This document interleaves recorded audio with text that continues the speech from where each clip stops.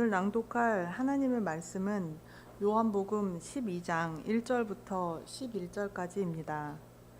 그 뒤에 예수님께서 유월절 엿새 전에 베다니에 이르셨는데 거기에는 이미 죽었던 나사로 곧 그분께서 죽은 자들로부터 살리신 자가 있더라. 거기서 그들이 그분을 위해 저녁 식사를 베풀었는데 마르다는 섬기고 나사로는 그분과 함께 상에 앉은 자들 중에 있더라. 그때 마리아가 매우 값진 나드 향유 한 근을 가져다가 예수님의 발에 붓고 자기 머리털로 그분의 발을 닦으니 향유 냄새가 집에 가득하더라.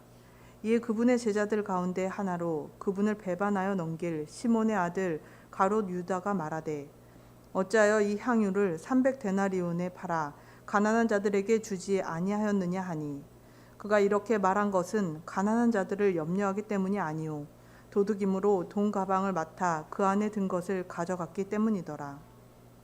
그때 예수님께서 이르시되 이 여자를 가만두어라. 나를 장사 지낼 나를 대비하여 그녀가 이것을 간직하였느니라. 가난한 자들은 항상 너희와 함께 있거니와 나는 항상 너희와 함께 있지 아니하니라 하시니라. 그러므로 유대인들 가운데 많은 사람들이 그분께서 거기 계신 줄을 알고 오니 이것은 예수님 때문만이 아니오 그분께서 죽은 자들로부터 살리신 나사로도 보고자 함이더라. 그러나 수제사장들이 나사로도 죽이려고 모의하니 이는 그로 인해 유대인들 가운데 많은 사람들이 가서 예수님을 믿었기 때문이더라. 아멘. 오늘 김윤선 목사님 나오셔서 낭비하는 헌신이라는 제목으로 말씀 전해 주시겠습니다. 할렐루야. 오늘 하나님께서 우리와 함께 하시기를 소망합니다. 여러분, 예수님을 믿습니까? 예수님을 얼마나 잘 믿고 있습니까? 우리가 예수님을 믿는다면 우리 스스로에게 물어야 할 질문들이 있다고 생각합니다. 나는 정말로 예수님을 사랑하는가? 그리고 나는 예수님을 향한 그 사랑을 어떻게 표현하고 있는가? 그리고 그 사랑의 표현은 진정성이 있는가? 아니면 가짜인가? 오늘 우리는 우리가 읽은 요한복음 12장 말씀에서 마리아라고 하는 한 여자가 예수 그리스도께 격정적으로 사랑을 표현하는 그 모습을 지켜보았습니다. 오늘 마리아가 보여주는 이 모습은 우리들에게 어떤 의미를 던져주는 것일까? 요한복음 12장부터는 예수 그리스도의 죽으심과 그리고 그 이후에 부활을 담고 있습니다. 요한복음 12장 1절을 보면 유월절 엿새 전에라고 했습니다. 이날부터 시작해서 6일 동안 예수님께서는 십자가에서 못 박혀 죽으시기 전에 마지막으로 예루살렘에서 시간을 보내셨습니다. 우리가 오늘 이 마리아라고 하는 여자를 통해서 진정한 헌신이 무엇인가를 우리는 알게 됩니다. 첫 번째, 진정한 헌신이란 가장 소중한 것으로 표현되어야 합니다. 요한복음 12장 1절부터 3절까지를 여러분 보시기 바랍니다.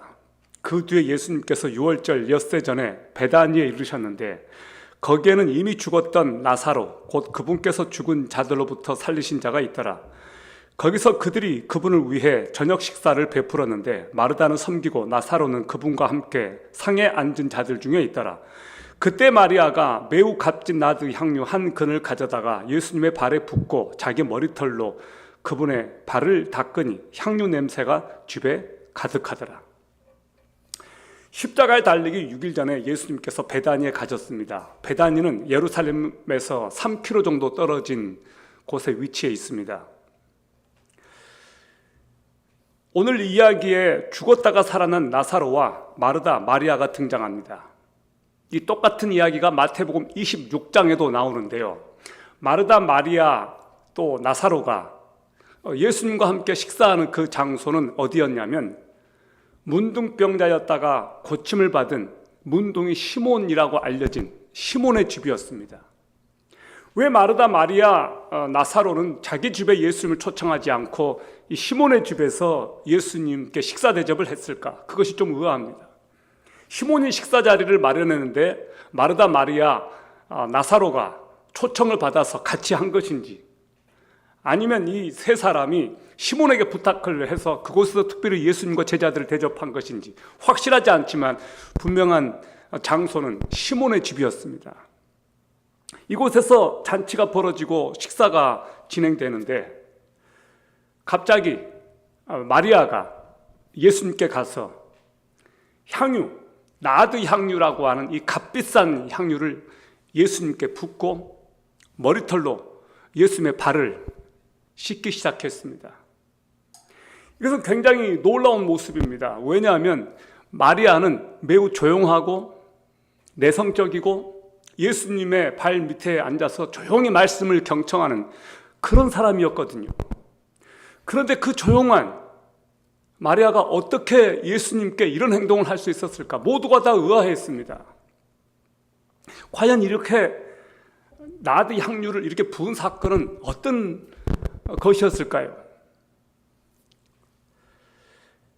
이 마리아가 이 부은 이 나드 향유는 당시 여자들이 결혼 지참금으로 준비할 만큼 굉장히 값비싼 것이었습니다.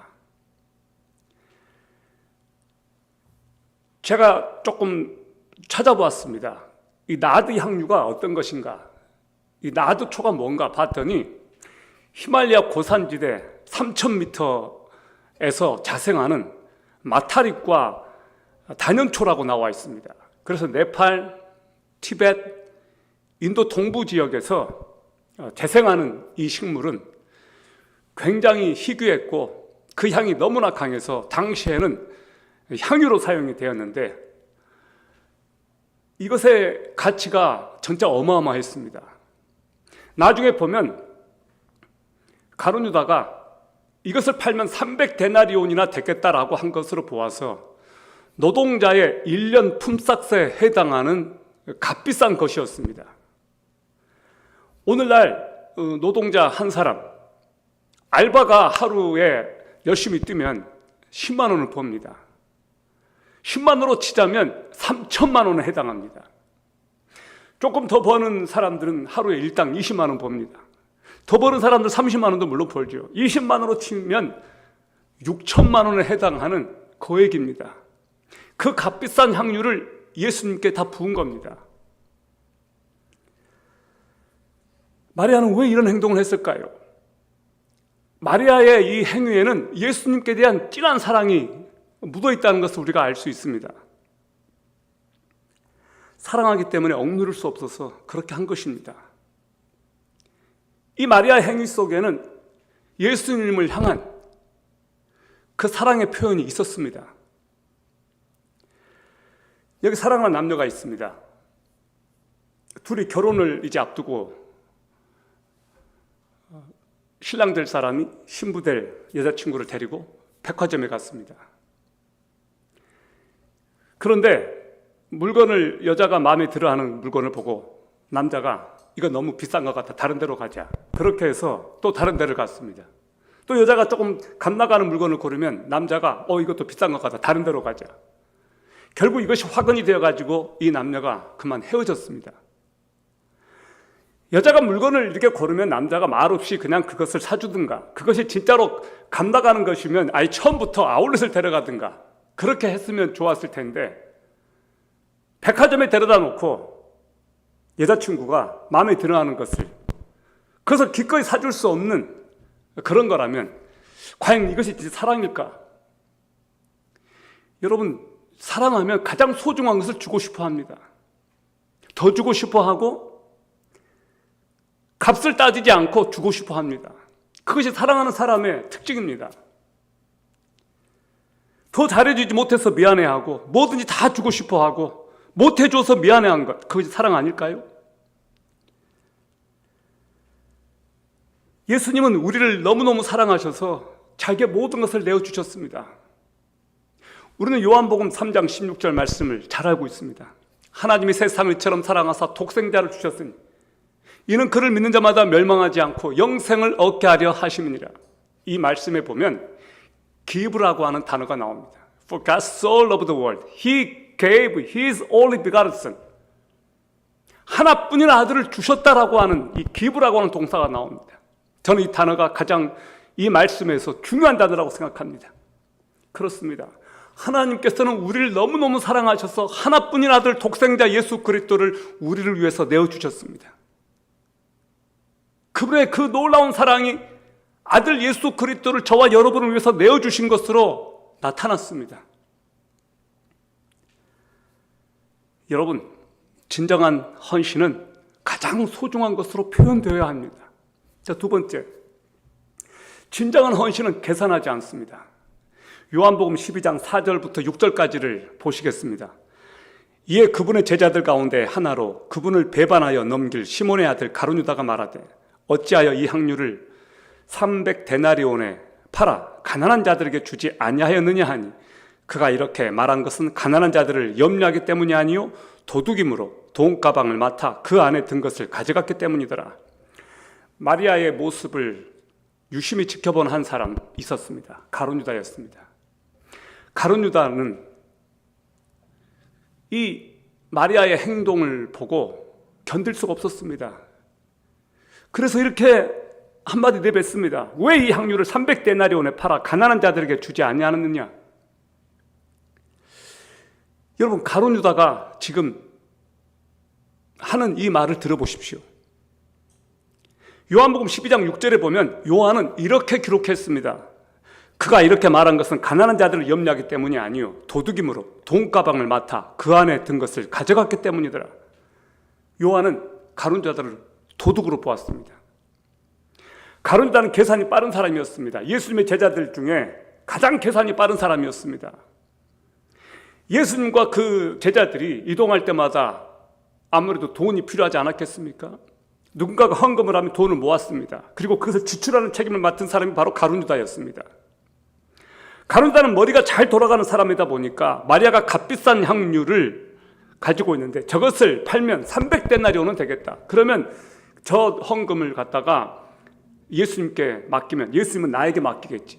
그럼 나는 저것을 팔아가지고 300데나리온에 팔아가지고 250원 보관하고 50데나리온은 내가 가지고 있어야 되겠다. 이렇게 생각했던 것 같습니다. 가룟유다에게는 헌신이란 없었습니다.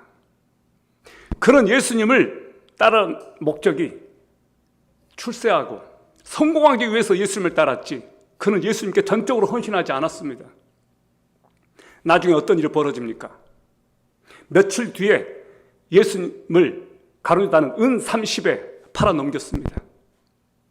그가 왜 예수님을 따라다녔는지 알 수 있는 대목이죠. 그는 계산적이었고 철저하게 이기적이었습니다. 위선적이었습니다. 가난한 사람들은 처음부터 안중에도 없었습니다.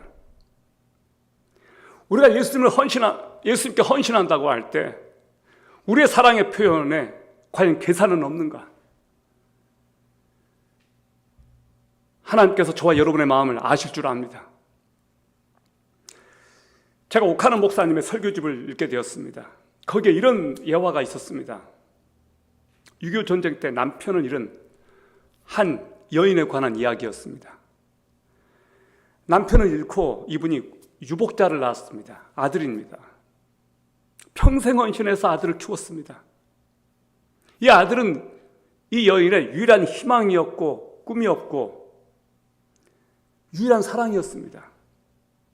때가 돼서 결혼도 시켰고 행복하게 살았습니다. 그러던 어느 날 이 부부가 어머니께 드릴 말씀이 있다고 찾아왔습니다. 어머니, 저희 이민 가야 될 것 같아요. 다 결정을 했고 어머니께 통보한 겁니다. 어머니가 충격을 받았습니다.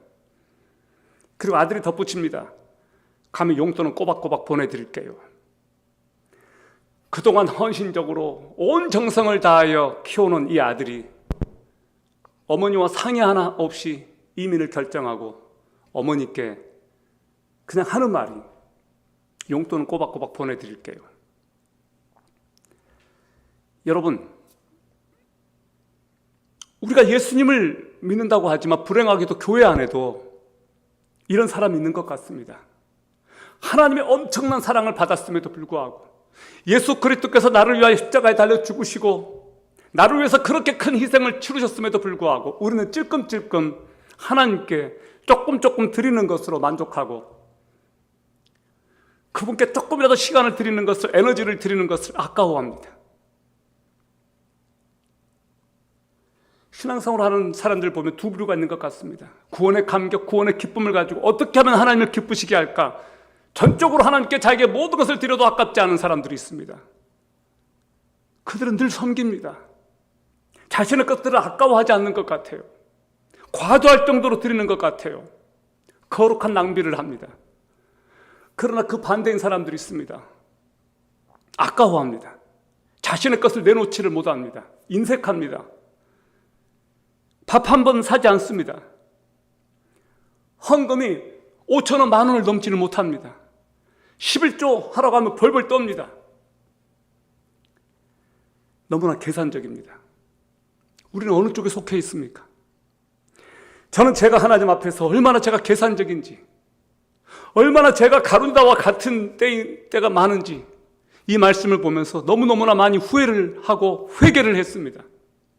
오, 하나님께서 제 마음을 살피사 제 마음속에 진정성 있는 헌신이 하나님께 드려졌으면 좋겠습니다. 여러분, 헌신의 절정은 예수 그리스도의 십자가에 참여하는 것입니다. 헌신의 절정, 예수 그리스도의 십자가에 참여하는 것.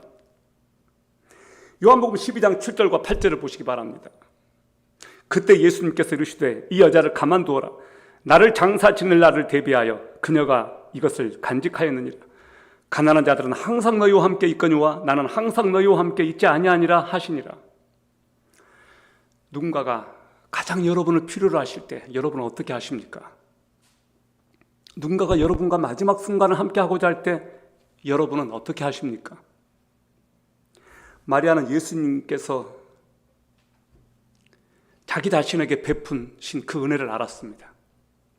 자기 오라버니를 살려주신 그 놀라운 그 순간을 그는 목격하고 그 예수 그리스도께 어떻게 하든지 뭔가로 보답하고 싶어했고 뭔가로 갚기를 원했습니다.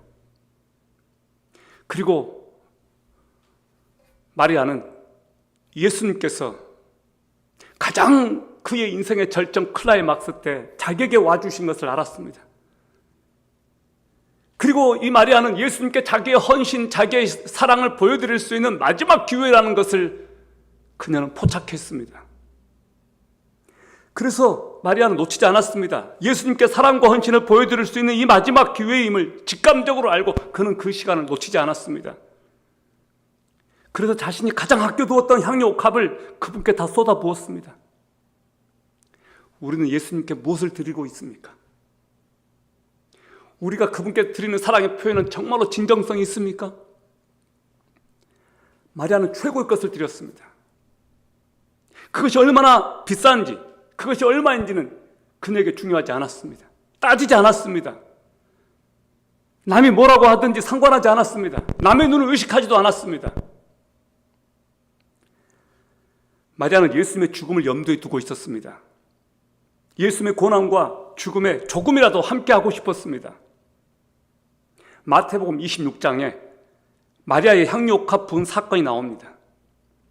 예수님은 마리아가 향유를 부은 일에 대해서 이렇게 말씀하셨습니다. 그가 내게 좋은 일을 하였느니라. 그리고 예수님은 마리아가 향유를 부은 일에 대해서 내가 좋은 일을 했다라고 말씀하시고서 이렇게 또 말씀하십니다. 이 여자가 내게 향유를 부은 것은 내 장례를 위하여 함이니라. 예수님은 아셨습니다. 마리아가 자신의 장례를 대비하며 장례식 때 행할 그것을 미리 자기에게 행한 것이라는 것을 예수님은 아셨습니다. 그래서 공개적으로 그렇게 말씀을 하셨습니다. 아무도 그때 그것이 무슨 말인지를 몰랐습니다. 예수님은 아셨습니다. 마리아는 며칠 후면 예수님께서 십자가에 달려 죽으시고 무덤에 묻힐 것을 알고 미리 장례식 때 불 향유를 주님의 발에 부은 것입니다. 시신의 장례를 준비할 때 첫 단계는 시신을 물로 씻는 겁니다. 그리고 향유를 붓는 것입니다. 이 향유가 방부제 역할을 또 합니다. 예수님은 마리아가 표현한 사랑을 자신의 임박한 죽음을 알리는 신호로 보셨습니다. 예수님이 지금 마음이 어떻습니까? 며칠이면 지게 될 그 십자가의 고통을 앞두고 예수님은 몹시 고뇌하고 계셨습니다. 마리아는 주님께 조금이라도 위로가 되고 싶어서 그렇게 한 것입니다. 그런 마리아의 행위가 얼마나 고마웠는지 예수님께서는 이렇게 말씀하십니다. 마태복음 26장 13절에 이렇게 기록합니다. 내가 진실로 진실로 너희에게 이르노니 온 천하에 어디서든지 이 복음이 전파되는 곳에서는 이 여자가 행한 일도 말하여 그를 기억하리라. 이 복음이 전파되는 곳에서는 이 여자가 행한 일도 말하여 그를 기억하리라. 우리는 이 일이 일어난 이후 2000년이 지난 지금도 마리아의 헌신을 생각하면서 은혜를 받고 있지 않습니까? 예수님께서 하신 이 말씀을 우리는 지금 기억하면서 마리아의 헌신을 노래하고 있지 않습니까?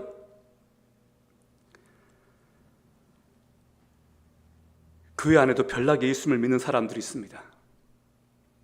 돈이 생기면 가장 먼저 그것을 하나님께 먼저 드리고 따지지 않고 계산하지 않고 과할 정도로 드리는 분들이 있습니다. 마리아를 닮은 사람들입니다.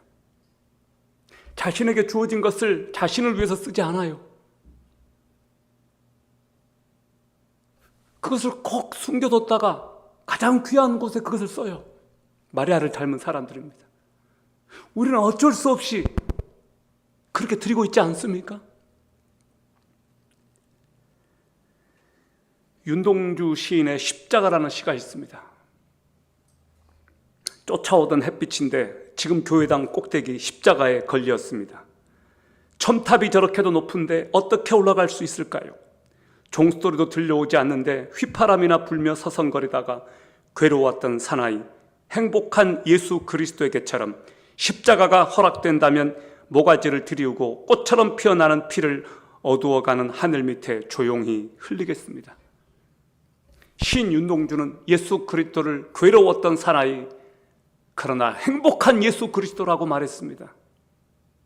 어떻게 시인 윤동주의 마음속에 예수 그리스도는 괴로웠던 사나이로 빚어졌을까요? 괴로웠던 그 사나이 예수 그리스도는 또 어떻게 행복할 수 있었을까요? 자신은 십자가에 지면서 그 고통을 겪고 있지만 그 십자가의 고통과 부활로 오고 오는 수많은 세대 사람들이 하나님의 자녀가 되고 구원받게 되는 그 놀라운 영광스러운 그것을 위해서 예수 그리스도는 십자가에 비록 달려 죽으시지만 행복할 수 있었습니다. 시인 윤동주는 거기에 참여하고 싶었던 겁니다. 일제시대 때 소망이 없는 그때 민족의 독립을 희망하면서 그런 일본에서 생체 실험이 되어져가는 그런 상황 속에서 어떻게 이런 시를 쓸 수 있었을까요? 그의 마음속에 예수 그리스도가 있지 않았을까요? 그리고 자신도 예수 그리스도처럼 그렇게 피를 흘리고 싶은 마음이 그에게도 있었습니다. 윤동주의 가슴 속에 있었던 예수 그리스도, 그 예수 그리스도가 제 마음속에도 있습니다. 여러분의 마음속에도 들어왔으면 좋겠습니다. 행복한 예수 그리스도.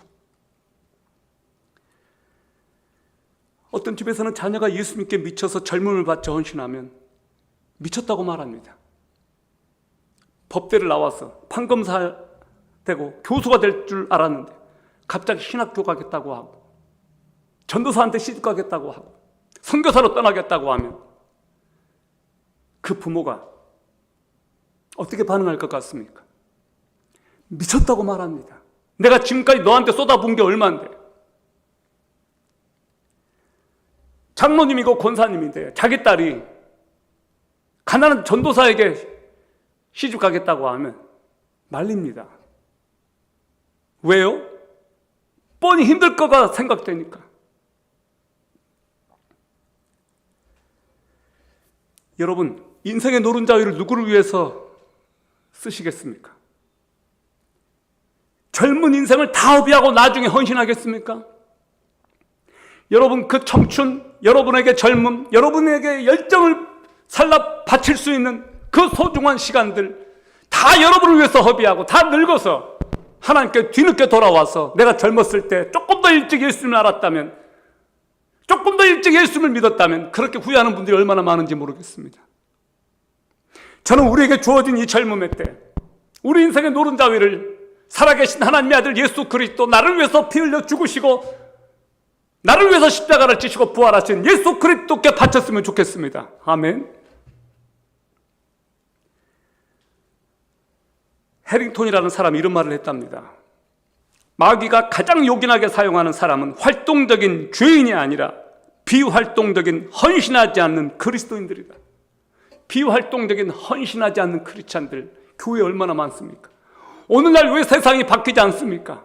오늘날 세상이 왜 이렇게 혼란스럽습니까? 오늘날 왜 세상이 저렇게 개판입니까? 예수 그리스도를 믿는 하나님의 백성들은 우리가 너무 교회에서만 보내고 헌신하지 않기 때문에, 예수 그리스도의 뒤를 따르지 않기 때문에, 너무 이기적이고 자기밖에 모르는 이 시대에 우리 크리스찬들도 이기적이고 자기밖에 모르는 모습으로 그렇게 살고 있기 때문에, 희생하려 하지 않고 헌신하려 하지 않기 때문에 그렇지 않을까요?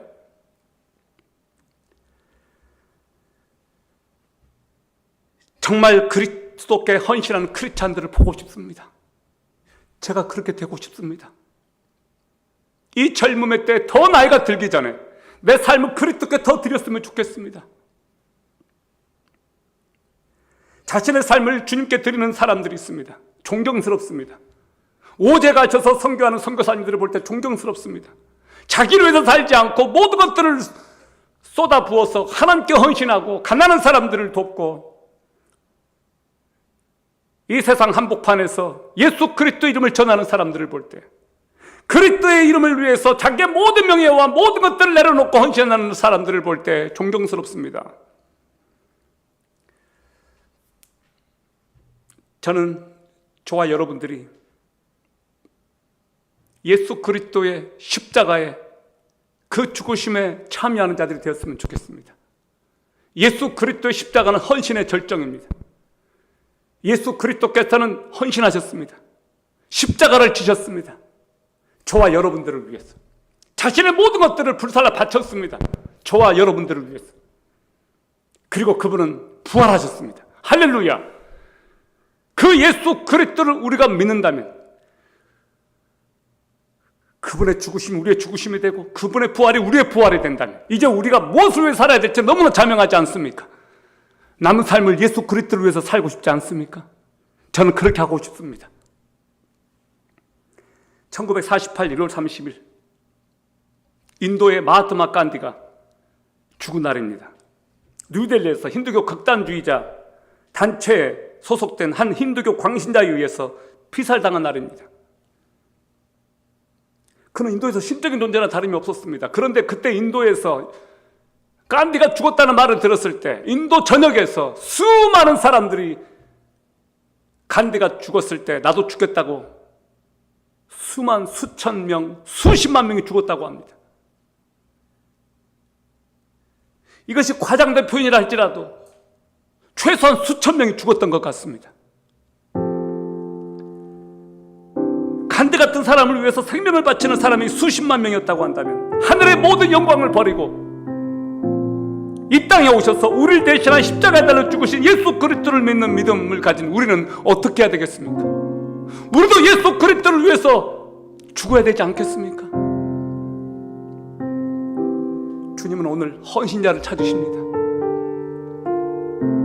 주님께서 찾으시는 제자는 마리아처럼 헌신하는 사람입니다. 마리아는 거룩한 낭비를 했습니다. 누가 봐도 낭비스러운 그 일을 했습니다. 자신의 모든 것을 쏟아부었습니다. 저와 여러분이 우리가 가지고 있는 우리 자신, 물질, 에너지, 열정 그분을 위해서 드리지 않겠습니까? 예수님은 우리의 모든 것을 원하십니다. 기도하시겠습니다. 하나님 아버지, 마리아가 자신의 모든 것을 쏟아부어서 예수 그리스도께 자신을 드렸던 것처럼 나드 향의 옥합을 깨뜨려서 주님께 부었던 것처럼 우리도 예수 그리스도께 우리의 가장 소중한 것을 바치고 싶습니다. 예수 그리스도께서 우리를 위해서 치르신 그 희생에 비하면 우리가 주님께 드릴 수 있는 것들이 너무나 부족함을 봅니다. 아버지여, 하나님께서 우리에게 보여주신 그 놀라운 사랑에 우리도 반응하기를 원합니다. 예수 그리스도께 진정으로 헌신하기를 원합니다. 주여, 당신의 백성들로 하여금 예수 그리스도를 위해서 기꺼이 자신을 드리는 것이 아깝지 않게 해 주옵시고, 하나님의 나라를 위하여 살며 예수 그리스도를 위해서 사는 것이 그들의 최고의 영광이 되게 하여 주시옵소서. 우리 주 예수 그리스도의 이름으로 기도합니다. 아멘.